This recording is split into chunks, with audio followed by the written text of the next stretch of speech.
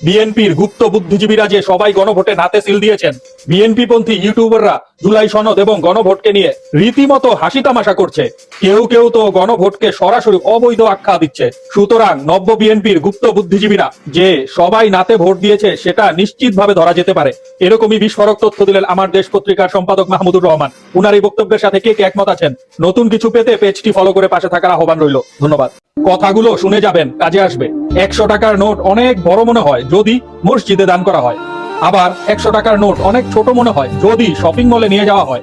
3 ঘন্টা দেখা সিনেমার সময় অনেক কম হয়, আর 20 মিনিটের জুম্মার খুতবার সময় মানুষের কাছে অনেক বেশি মনে হয়। কথা ঠিক কিনা? কথাগুলো ভালো লাগলে অবশ্যই এই ভিডিওটি লাইক এবং শেয়ার করে দিবেন। তথ্যমূলক আরো ভিডিও পেতে হলে অবশ্যই পেজটি ফলো করে পাশে থাকার আহ্বান রইল। ধন্যবাদ। দেশের লোক কোথায়? এনসিপি নেতা আজিজুর রহমান রিজভী বলেন, স্বরাষ্ট্র মন্ত্রী পাইছে ভারত, পররাষ্ট্র মন্ত্রী পাইছে আমেরিকা, আর প্রধানমন্ত্রী পাইছে লন্ডন, তারপরেও নাকি সবার আগে বাংলাদেশ। এনসিপি নেতা রিজভীর এই বক্তব্যের সাথে কে কে একমত আছেন? গঠনমূলক কমেন্টস করে আপনাদের মতামত জানিয়ে যাবেন। ধন্যবাদ। এরা দুজনই নেতা, কিন্তু পার্থক্য দেখুন। শেখ রবিউল আলম বলেন, সড়কে বিভিন্ন পরিবহন থেকে সমঝোতার ভিত্তিতে যে টাকা নেওয়া হয়, মানে সমঝোতার ভিত্তিতে টাকা নেওয়া হলে সেটা চাঁদা নয়, বরং টাকা দিতে বাধ্য করা হলে সেটা চাঁদা হয়। জবাবে মুজিবুর রহমান মঞ্জু বলেন, সমঝোতার ভিত্তিতে যে টাকা দেওয়া হয় সেটাই চাঁদা। জোর জবস্তি করে যেটা নেওয়া হয় সেটা তো মাস্তানি, গুন্ডামি, ডাকাতি বা ছিনতাই। ঘুষের লেনদেনও সমঝোতার ভিত্তিতেই হয়। তাই বলে কি ঘুষ বৈধ বা গ্রহণযোগ্য?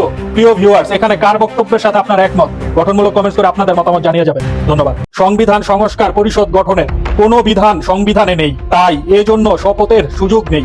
যখনই দ্বিতীয় শপথ হবে তখনই প্রথম অর্থাৎ এমপি পদে শপথ বাতিল হবে।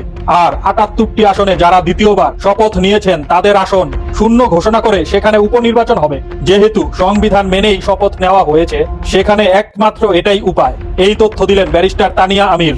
এমপি হওয়ার আগে আর এমপি হওয়ার পরে। এমপি হওয়ার আগেও মাটিতে বসে খাবার খেয়েছেন, এমপি হওয়ার পরেও মাটিতে বসে একই থালায় খাবার খাচ্ছেন। ক্ষমতা বদলায়নি একটুকু এই মানুষটাকে, বরং মানুষের কাছে আরো দৃঢ়ভাবে বেঁধেছে তাকে। চেয়ার নয়, মাটি তার অহংকার, জনগণই তার শক্তি।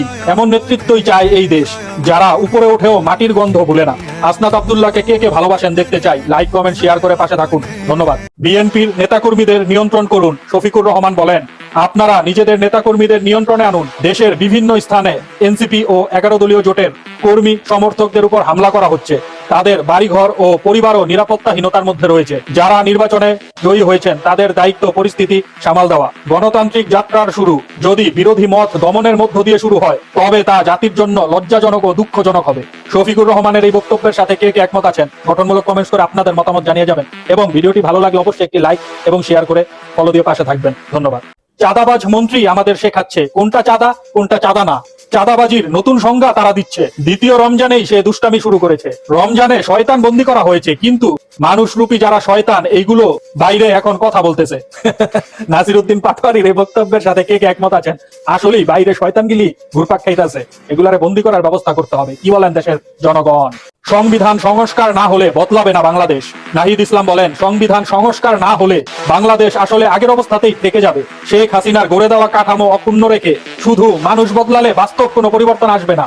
আইন ও বিচার ব্যবস্থায় মৌলিক সংস্কার ছাড়া নতুন সরকারের দাবি অর্থহীন। কাঠামো না বদলালে পরিবর্তনের কথা বলা জনগণের সঙ্গে প্রতারণা। নাহিদ ইসলামের এই বক্তব্যের সাথে একমত হলে অবশ্যই একটি লাইক করবেন এবং শেয়ার করে অপরকে দেখার সুযোগ করে দিবেন। ধন্যবাদ।